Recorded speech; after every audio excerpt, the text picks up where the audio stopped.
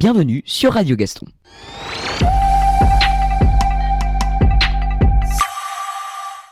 Cette semaine, nous allons parler des manifestations des agriculteurs. Les campagnes européennes sont en ébullition, des Pays-Bas à la Roumanie, en passant par la Pologne, l'Allemagne ou le sud du continent, les agriculteurs manifestent leur mécontentement. Après une semaine de mobilisation massive, les agriculteurs allemands ont agité, jeudi 18 janvier, la menace de nouvelles actions, renforçant la crainte de ce mouvement de contestation, ne s'étendent à l'image de celui ayant agité la France en 2018-19 avec les Gilets jaunes. Pour quelles raisons les agriculteurs manifestent-ils ?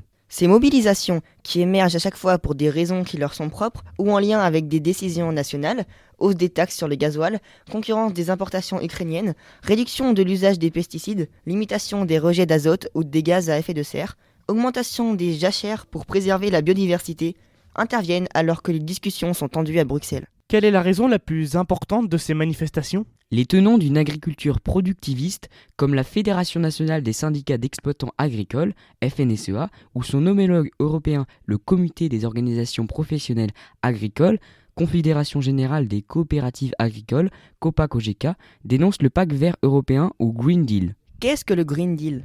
Cette initiative politique, soutenue par la Commission européenne, doit engager les 27 dans une transition écologique et fixe les objectifs de réduction d'usage des pesticides, comme du développement de l'agriculture biologique ou de la protection de la biodiversité. Quand a été voté le pacte vert ? En septembre 2023, sous l'impulsion d'Ursula von der Leyen, la Commission européenne avait réussi à faire pivoter l'Union européenne (UE) vers la neutralité climatique.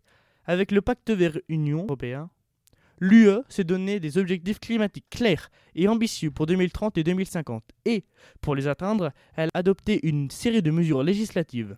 Cette réduction des crédits européens interviendra au moment où les États membres devront amplifier leurs efforts pour se déplacer dans une trajectoire ambitieuse de décarbonisation.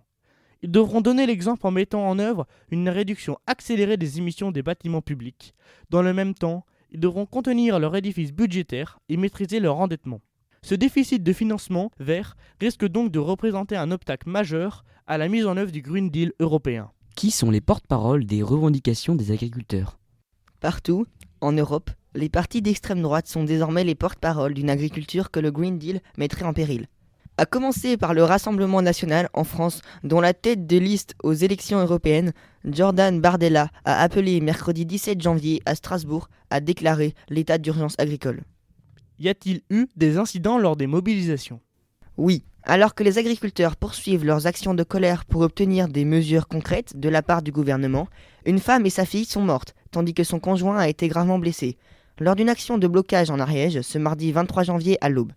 Une voiture a percuté le barrage installé depuis lundi en milieu d'après-midi par les agriculteurs, fauchant ces 3 personnes avant d'aller s'encastrer sous une remorque agricole.